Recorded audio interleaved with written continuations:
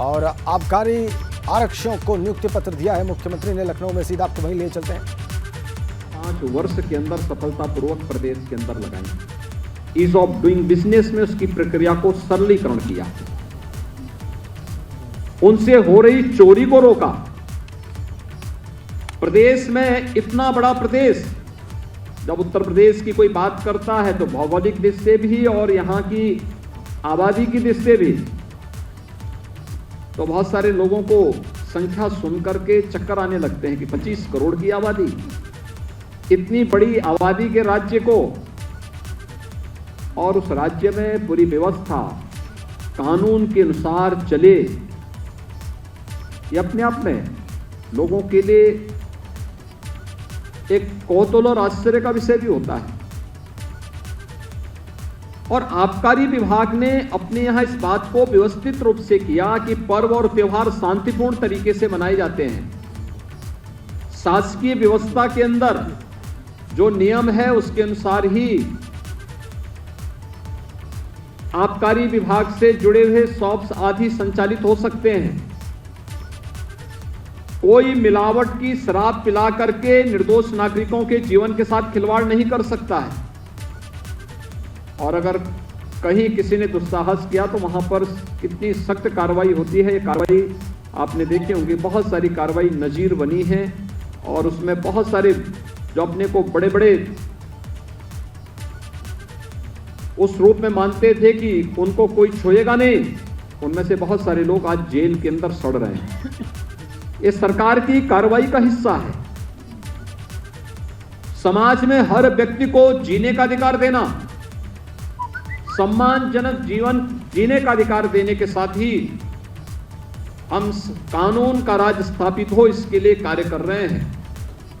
लेकिन साथ साथ अगर एक सिस्टम को बनाने के लिए और उसके माध्यम से शासन के पास रेवेन्यू आता है तो उसको भी हम विकास की प्रक्रिया के साथ जोड़ने का काम करेंगे। और आबकारी विभाग ने यही किया है। एक जहरीली शराब से लोगों को बचाने के लिए, मिलावट की शराब से लोगों को बचाने के लिए डिस्टिलरीज का उपयोग प्रदेश के विकास के साथ जोड़ने के लिए इस प्रक्रिया के साथ जोड़ा गया। तो वहीं दूसरी ओर राजस्व की बढ़ोतरी भी जिस तेजी के साथ हुआ, मुझे याद है 2017 में जब हम लोग आए थे, मार्च 17 में मैंने मुख्यमंत्री के रूप में मुझे दायित्व दिया गया और जब मैं इस विभाग की समीक्षा कर रहा था तो समीक्षा के दौरान मैं इस बात को देखता था कि प्रदेश के अंदर हमने लक्ष्य 14,000 करोड़ रुपए का रखा था, लेकिन हमारे पास जो रेवेन्यू आया था वो मात्र 12,000 करोड़ के आसपास आया था। क्योंकि उस समय सुप्रीम कोर्ट ने कुछ नियम बनाए थे जिसमें हाईवे के ऊपर किसी भी प्रकार की शराब की दुकान नहीं होगी और उन सब को शिफ्ट करने आदि को लेकर के पिछले उससे पहले 6 महीने से आंदोलन चल रहे थे। तमाम प्रकार के माहौल खराब हो रखे थे। हम लोग आए, उसको हमने सिस्टम के साथ जोड़ा।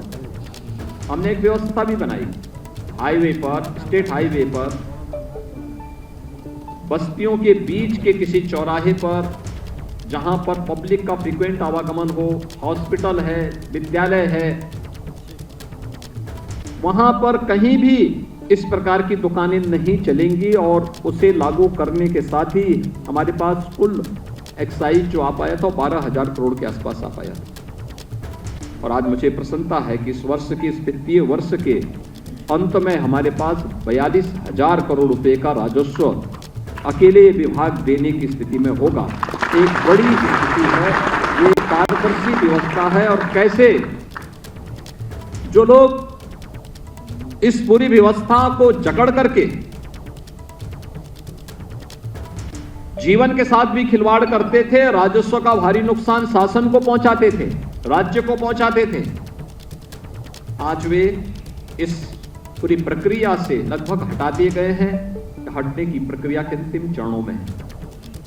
हमने तकनीक का उपयोग किया, लोगों को अधिकाधिक सुविधा दी और इस सदी की सबसे बड़ी महामारी के बावजूद रेवेन्यू को लगातार बढ़ोतरी की ओर अग्रसर करना, यह अपने आप में आबकारी विभाग के द्वारा किए गए रिफॉर्म का परिणाम है। और ये रिफॉर्म और तकनीक को उपयोग करके जब भी कोई प्रक्रिया आगे बढ़ेगी तो उसमें विभाग की लीडरशिप है, लेकिन साथ साथ विभाग के हर एक कर्मी का भी उसमें योगदान होता है।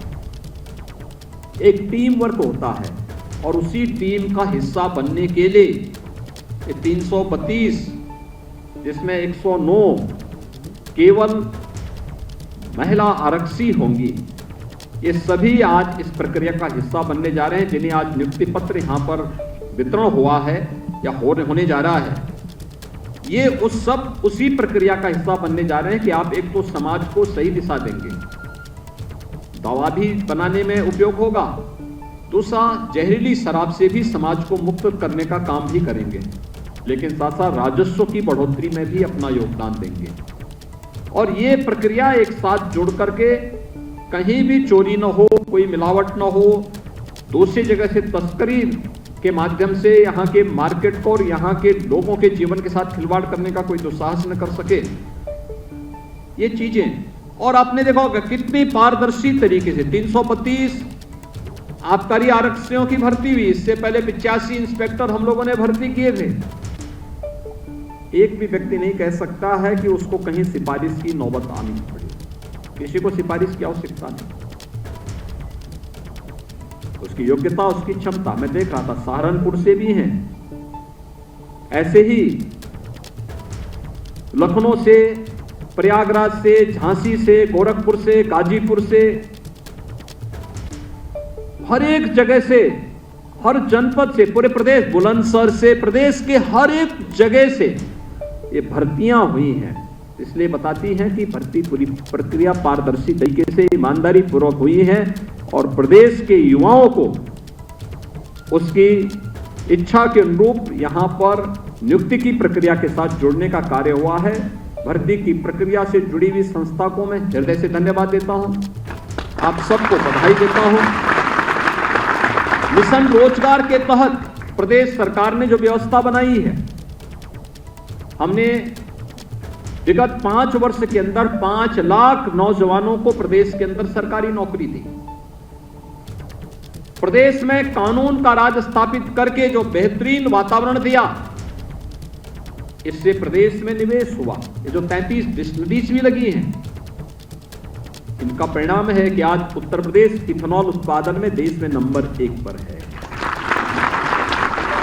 अल्कोहल के उत्पादन में भी नंबर 1 पर है। आज हमारे अन्नदाता किसान को समय पे गन्ना मूल्य का भुगतान हो जाता है। आप सोचिए 1,80,000 करोड़ रुपए के गन्ना मूल्य का भुगतान हमने विगत 5 वर्ष के अंदर किया है। देश के कई राज्यों की वार्षिक बजट इतना नहीं होगा जितना हम केवल अन्नदाता किसान को गन्ना मूल्य का भुगतान देने में खर्च कर रहे हैं।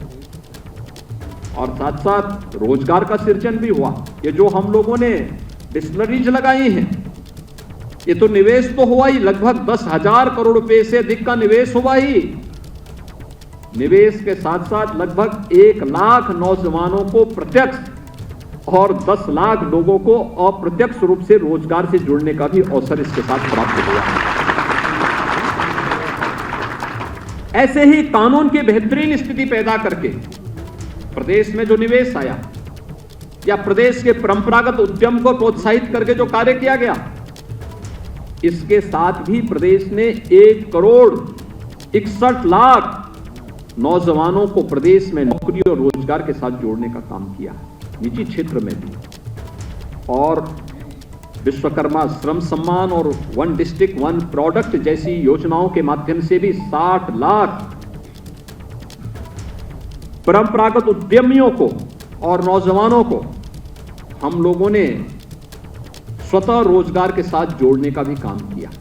और आज इसी का परिणाम है कि जब सेंट्रल एजेंसी CMIE के द्वारा एक सर्वेक्षण किया जाता है कि उत्तर प्रदेश में अनएम्प्लॉयमेंट रेट क्या है, जो 2016 में जो प्रदेश में 18 से 19% था, आज वही घट करके प्रदेश में 2.7% के आसपास मात्र रह जाता है। यह प्रदेश के अंदर किए गए प्रयासों का परिणाम है।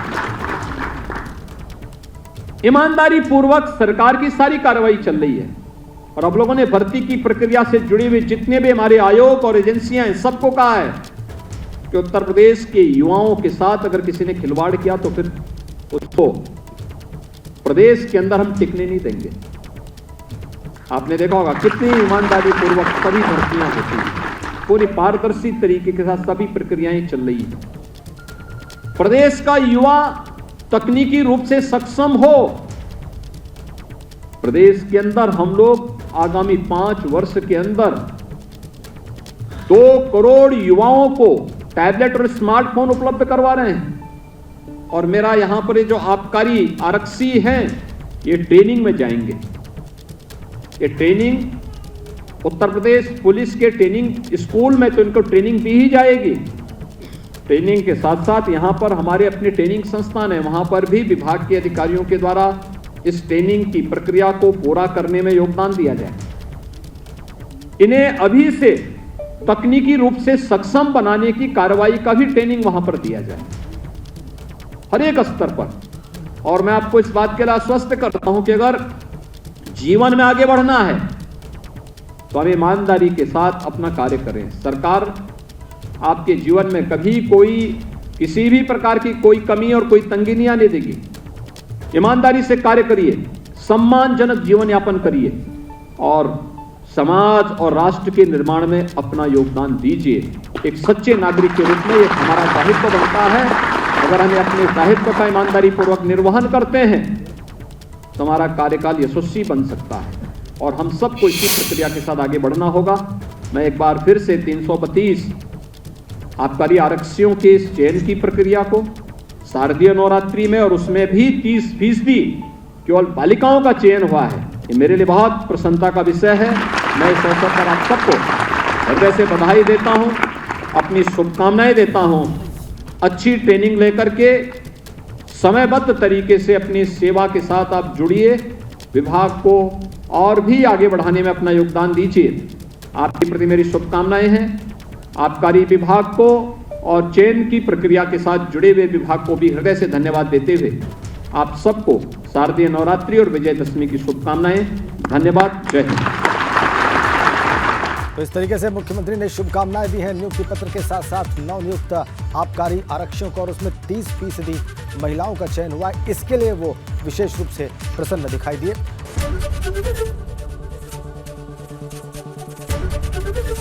एबीपी गंगा, खबर आपकी, जुबान आपकी।